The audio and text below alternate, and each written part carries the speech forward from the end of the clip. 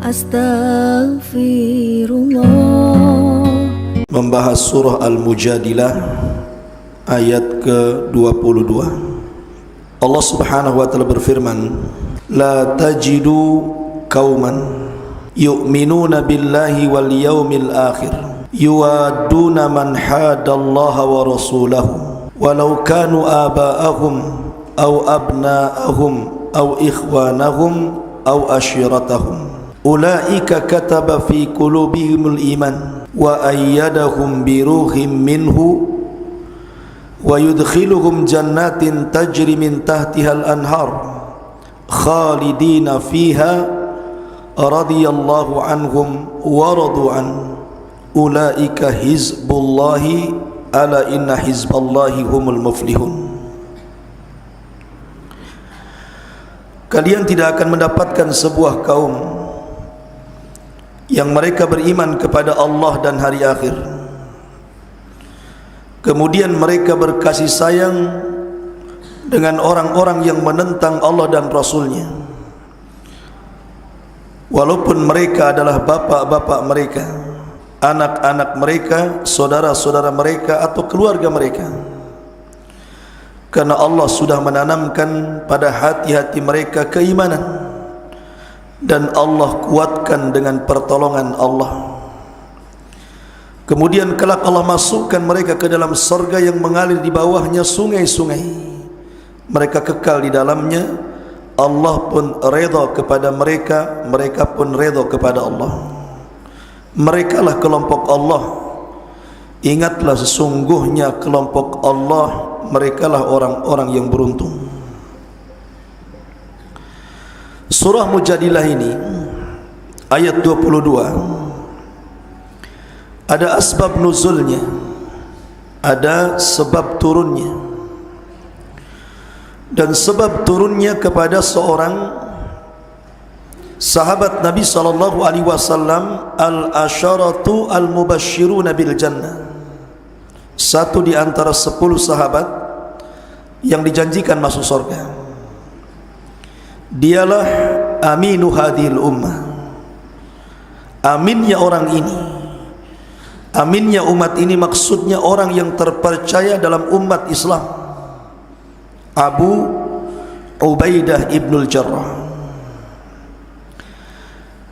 Abu Ubaidah ibnul Jarrah ini salah seorang sahabat Rasul yang mula-mula masuk Islam, bahkan dia orang kelima yang masuk Islam setelah Abu Bakar dari kalangan orang dewasa, kemudian Ali dari kalangan anak-anak, dan Zaid ibnul Harithah dari kalangan budak. Kemudian Sa'ad bin Abi Waqqas, dan yang kelimanya adalah Abu Ubaidah ibnul Jarrah, masuk Islam di tangan Abu Bakar Siddiq radhiyallahu anhu. Ketika terlibat dalam peperangan pertama kali, perang besar yang dicatat dalam sejarah, bahkan diabadikan dalam Al-Quran, idza jaa nasrullahi wal fath, apabila datang pertolongan Allah, maksudnya perang Badar Kubra. Abu Ubaidah ibnul Jarrah ini kita tahu tidak pernah luput dari peperangan bersama Rasul, termasuk dalamnya perang Badar. Masalahnya dalam perang Badar ini Abu Ubaidah diuji oleh Allah Subhanahu wa taala dengan sedemikian rupa ujian yang sangat berat. Karena ayahandanya Abu Ubaidah ini terlibat ikut perang dan di belakang tentara Abu Jahal, sementara Abu Ubaidah ibnul Jarrah berada di barisan Nabi sallallahu alaihi wasallam. Maka dalam peperangan itu ayahnya memang hendak mengincar anaknya saja. Dilihat Abu Ubaidah dikejarnya sama ayahnya, tapi Abu Ubaidah senantiasa menghindar dan tidak mau melayani ayahnya. Sampai suatu ketika tidak bisa terelakkan lagi. Ini sudah berhadapan-hadapan antara ayahnya dengan Abu Ubaidah ibnul Jarrah, sementara ayahnya hendak menyakiti Nabi sallallahu alaihi wasallam. Maka Abu Ubaidah pun kemudian maju, akhirnya bertempur melawan ayahnya, dan Allah takdirkan Abu Ubaidah membunuh ayahnya sendiri dalam perang Badar ini. Maka setelah Badar Kubra dimenangkan oleh kaum muslimin dengan kemenangan yang luar biasa, maka Abu Ubaidah merasa sedih yang luar biasa. Bagaimanapun yang meninggal dan yang dibunuh itu adalah ayah kandungnya. Sedih dia. Apalagi ucapan orang-orang kepada Abu Ubaidah mengatakan, sungguh Abu Ubaidah qad habita amaluhu, sudah gugur seluruh amalannya. Fa innahu qatala abah, karena dia sudah membunuh ayahnya. Maka Abu Ubaidah pun menjawab dan mengatakan, wallahi ma qataltu abi, demi Allah aku tidak membunuh ayahku, walakin qataltu asyirka fi syakhsi abi, tapi aku hanya membunuh kesyirikan yang ada pada jasad bapakku. Maka Rasul mendengar seperti itu terdiam sampai turun ayat ini, la tajidu qauman yu'minuna billahi wal yaumil akhir yuwaduna man hadallaha wa rasulah walau kanu aba'ahum aw abna'ahum aw ikhwanahum aw ashiratahum. Engkau tidak akan dapat sebuah kaum yang betul-betul beriman kepada Allah dan hari akhir, mereka terlibat kasih sayang bersama orang-orang yang memusuhi Allah dan Rasulnya, walaupun mereka yang memusuhi itu bapak-bapaknya, anak-anaknya, saudara-saudaranya, keluarganya. Maka orang yang beriman tidak mungkin berkasih sayang dengan mereka. Disinilah ada al-wala wal bara, meletakkan loyalitas kepada orang yang beriman dan berlepas diri dari orang-orang yang memusuhi orang-orang yang beriman. Karena arti wala itu mencintai Allah, mencintai Rasul, dan mencintai orang-orang yang beriman. Dan arti bara itu artinya memusuhi musuh Allah, musuh Rasul, dan musuh orang-orang yang beriman. Dan dalam Islam, membunuh ayah sendiri dibolehkan kalau memang dia seorang kafir harbi, kafir yang memerangi. Tapi kalau seandainya dia adalah seorang kafir dhimmi ataupun kafir musta'man atau kafir ahdi, maka haram, tidak boleh. Sebagaimana kisah kemarin Sa'ad bin Abi Waqqas, Allah Subhanahu wa taala turunkan kepadanya, wasahibhuma fid dunya ma'rufa. Tetap walaupun orang tua kafir itu, kita berlaku lemah lembut kepada mereka dengan cara ma'ruf. Masalahnya orang tua Abu Ubaidah ibnul Jarrah ini memusuhi Allah, memusuhi Rasul, mengangkat senjata, ikut terlibat dalam perang. Makanya terpaksa Abu Ubaidah pun membunuh ayahnya. Dan Allah turunkan ayat ini khusus bagi Abu Ubaidah dan akan dibaca sampai hari ini, bahkan sampai kiamat dibangkitkan. Engkau tidak akan mendapati sebuah kaum yang beriman kepada Allah dan Rasul, kepada hari akhir, mereka berkasih sayang dengan orang yang memusuhi Allah dan Rasulnya. Ma'asyiral muslimin yang dimuliakan Allah Subhanahu wa ta'ala, sedikit saya akan menjelaskan biografi Abu Ubaidah ibnul Jarrah. Abu Ubaidah ibnul Jarrah ini terkenal memiliki keutamaan yang luar biasa di hadapan Rasul dan para khulafaur rasyidin. Ketika Rasul meninggal dunia, ketika orang-orang Ansar kemudian ribut ingin memilih Sa'd bin Ubadah menjadi pemimpin pengganti Rasul, datang Abu Bakar, Umar, dan Abu Ubaidah. Tiga orang ini menemui orang-orang Ansar yang sedang rapat. Kata Abu Bakar, kepemimpinan itu hanya ada pada orang-orang Quraisy. Adapun orang-orang Ansar hanyalah wuzara, pembantu dan menteri-menterinya. Kalau engkau mau, di sebelah kanan saya ada Umar bin Khattab, di sebelah kiri saya adalah Abu Ubaidah ibnul Jarrah radhiyallahu anhu. Pilih salah satu dari keduanya. Artinya Abu Bakar sangat percaya dengan Abu Ubaidah sehingga memilihkan di antara dua manusia mulia siapa yang paling tepat untuk menjadi khalifah sepeninggal Rasul. Walaupun ketika itu Umar menolak dan mengatakan selama ada Abu Bakar aku tidak layak menjadi pemimpin, maka dia pun membaiat Abu Bakar disusul dengan orang lain. Kemudian di masa Umar sama, ketika Umar bin Khattab menjelang wafatnya, dia berwasiat dan mengatakan laukana Abu Ubaidillah hayyan, laukana Abu Ubaidillah hayyan, seandainya Abu Ubaidah masih hidup, kata Umar bin Khattab, lastakhlaftuhu, tentu aku akan menjadikan dia khalifah sepeninggalku. Tapi sayang Abu Ubaidah meninggal sebelum Umar meninggal, kena taun. Lah di zaman Nabi SAW dalam perang Uhud, Nabi SAW kan menggunakan pakaian besi, menggunakan helm besi, kemudian terkena pedang di tengah-tengahnya sehingga helmnya belah. Percikan helm itu, besi-besinya nancap di pipi Rasul. Abu Bakar berusaha untuk mencabut tapi tidak bisa. Kemudian Abu Ubaidah datang dan mengatakan, ya Abu Bakrin, biarlah aku yang mencabutnya. Karena takut menyakiti Nabi SAW, dia tidak mencabut dengan tangannya, tapi dia mencabut dengan giginya yang depan. Ketika serpihan satu dicabut, rupanya gigi yang atas rompang, terputus. Kemudian serpihan yang kedua dicabut, rompang lagi, jatuh lagi giginya, sampai dua gigi Abu Ubaidah jatuh karena mencabut dua serpihan dari pipi Nabi SAW.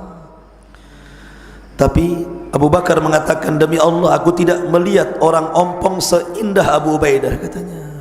Padahal kalau lihat ompong itu kan gimana gitu ya, kayak orang tua gitu. Tetapi Abu Bakar mengatakan, demi Allah ma ra'aitu hataman, aku tidak pernah melihat orang ompong, katanya, ahsan min Abi Ubaidah, lebih baik dibandingkan Abu Ubaidah, justru makin indah wajahnya setelah dia ompong. Ma'asyiral muslimin yang dimuliakan Allah Azza wa Jalla, ketika di masa Khalifah Abu Bakar Siddiq radhiyallahu an, Abu Bakar ini mengutus Khalid ibn Walid memimpin pasukan melawan orang-orang Syam. Ketika itu Umar tidak setuju dan mengatakan, ya Abu Bakar, Abu Ubaidah itu lebih dahulu Islamnya dibandingkan Khalid, karena Khalid itu belakangan masuk Islamnya karena masih terfitnah dengan Abu Jahal. Harusnya yang menjadi amir perang itu Abu Ubaidah, bukan Khalid. Tapi Abu Bakar ini cerdas, dia mampu meletakkan orang-orang yang layak diletakkan, dia letakkan. Makanya sepeninggal Abu Bakar, Umar memuji Abu Bakar. Kata Abu Bakar, wahai Umar, betul Abu Ubaidah itu lebih dahulu Islamnya dibandingkan Khalid, tapi Khalid punya kecerdasan taktik perang yang tidak dimiliki saya, tidak dimiliki Anda, tidak dimiliki oleh seluruh kaum muslimin. Kalau kita berdua berada dalam peperangan, saya yakin kita akan memilih Khalid. Akhirnya Khalid pun yang menjadi pemimpin sampai meninggalnya Abu Bakar. Setelah Abu Bakar meninggal, khalifah jatuh ke tangan Umar, diganti oleh Umar. Khalid menjadi mustasyar, hanya sebagai penasihat perang, dan Abu Ubaidah dijadikan pemimpin perang untuk membebaskan Persia dan Syam secara keseluruhan, dan berhasil. Syam dikuasai, semua Syam itu dikuasai kaum muslimin di tangan Abu Ubaidah ibn al-Jarrah, menunjukkan bahwa kepemimpinan luar biasa Abu Ubaidah ibn al-Jarrah ini. Ketika Amirul Mukminin mendapatkan kabar bahwa Baitul Maqdis sudah jatuh ke tangan kaum muslimin, ketika itu mereka menuntut Umar untuk datang ke Baitul Maqdis, langsung mengambil kunci Baitul Maqdis, langsung mengambil dari uskup yang menjaga Baitul Maqdis. Karena ketika itu Abu Ubaidah ditolaknya karena tidak ada ciri-cirinya dalam kitab mereka. Kemudian beberapa sahabat juga, termasuk Sarahbil, juga ditolak. Ketika Umar datang Rupanya Umar sudah dicatat dalam kitab-kitab mereka bahwa dia yang kelak akan menguasai Baitul Maqdis. Kemudian diberikan kunci itu kepada Umar. Ketika Umar berjalan dengan Abu Ubaidah, Umar itu kan pakaiannya asal-asalan, dia pakaian dari Madinah, berjalan sampai ke Syam, 1 bulan perjalanan tidak ganti pakaian, penuh dengan debu tentunya. Abu Ubaidah sudah mempersiapkan pakaian yang layak untuk menjadi kebanggaan seorang khalifah, sehingga Abu Ubaidah meminta kepada Umar untuk mengganti pakaiannya. Maksudnya kalau pakaiannya agak wah gitu kan, oh ini pemimpin kami bangga. Tapi Umar mengatakan kepada Abu Ubaidah, ya Aba Ubaidah, innallaha a'azzana bil Islam, wa man yabtagil izzata bi ghairi ma a'azzana Allah adhallana Allah. Abu Ubaidah, kita ini dimuliakan bukan karena pakaian, tapi karena Islam. Kalau seandainya kita mencari kemuliaan di luar daripada Islam, kita pasti dihinakan Allah. Biarkan aku seperti ini. Setelah mengambil kunci Baitul Maqdis, Umar pun mampir di rumah Abu Ubaidah. Rumahnya kecil, tidak ada barang-barang berharga, padahal dia jenderal yang memimpin perang menaklukkan satu Syam, termasuk Baitul Maqdis. Sehingga Umar bin Khattab ketika itu meminta kepada salah satu pasukan, i'tuni bi ta'amikum wa ta'ami Abi Ubaidah, datangkan kepada aku makanan yang kalian makan dan makanan yang dimakan Abu Ubaidah, katanya. Datangkan kedua makanan itu. Rupanya makanan pasukan jauh lebih lezat dibandingkan makanan yang dimakan keseharian Abu Ubaidah ibn Jarrah. Ketika melihat rumah yang sempit, tidak ada barang berharga satupun, Umar menangis dan mengatakan, demi Allah, kulluna nataghayyar illa anta ya Abu Ubaidah. Kami semua bisa berubah dengan dunia wahai Abu Ubaidah, kecuali engkau tidak bisa dirubah dunia. Menunjukkan bahwa bagaimana tawaduknya Abu Ubaidah ini. Abu Ubaidah itu, ikhwan, adalah orang yang taat dengan Umar bin Khattab karena memang dia Amirul Mukminin. Tidak pernah satupun dia menyelisih Umar, sampai dia berwasiat untuk tetap taat dengan pemimpin. Kecuali satu kali dia tidak taat dengan Umar. Ketika terjadi taun, wabah yang sangat mematikan di Syam, yang disebut dengan tahun Amwas, mungkin kalau zaman sekarang macam corona gini, wabah yang mematikan luar biasa. Abu Ubaidah itu memimpin 36.000 pasukan, 30.000 meninggal dunia dan 6.000 yang selamat, tidak mati karena taun. Yang mati 30.000 itu gara-gara wabah itu. Tapi yang selamat cuma 6.000. Salah satunya Abu Ubaidah meninggal karena taun. Ketika Umar mendengar di Madinah bahwa taun menyebar di Syam, terutama di Amwas, Umar mengirim surat kepada Abu Ubaidah, dan dia mengatakan, sesampainya suratku ini wahai Abu Ubaidah, kalau surat ini datang di malam hari, bergegaslah di pagi hari. Kalau surat ini datang di pagi hari, bergegaslah di malam hari, berangkat ke Madinah, ke Madinah, supaya engkau selamat dari penyakit taun, dan saya mencintai engkau karena Allah. Tapi apa balasan Abu Ubaidah? Dia mengatakan, ya Amirul Mukminin, tidakkah Rasul bersabda, apabila ada wabah di sebuah kaum, maka yang di dalam jangan keluar, dan yang di luar jangan pernah masuk ke dalam. Dan saya tidak akan meninggalkan Syam, dan saya akan tetap dengan pasukanku. Sesampainya surat itu kepada Umar bin Khattab, menangis Umar bin Khattab, sehingga orang-orang mengatakan, amata Abu Ubaidah, apakah Abu Ubaidah meninggal dunia wahai Amirul Mukminin? Kata Umar, la walakin qarib, tidak, dia tidak meninggal, tapi sebentar lagi dia akan meninggal. Selang beberapa hari dari sampainya surat itu kepada Umar, satu keluarga Abu Ubaidah ibn Jarrah meninggal karena wabah taun. Keluarga Mu'ad bin Jabal juga meninggal karena wabah taun. Banyak sahabat-sahabat mulia meninggal karena wabah taun. Dulu taun adalah azab yang Allah timpakan kepada Bani Israel. Tetapi taun bagi kaum muslimin sebuah syahid bagi yang meninggal karena taun. Abu Ubaidah mati syahid karena meninggal di atas taun. Ma'asyiral muslimin yang dimuliakan Allah Azza wa Jalla, inilah di antara al-qasas wal Quran. Subhanakallah bihamdika asyhadu an la ilaha illa anta astaghfiruka wa atubu ilaik. Allahu ta'ala alam. Assalamualaikum warahmatullahi wabarakatuh.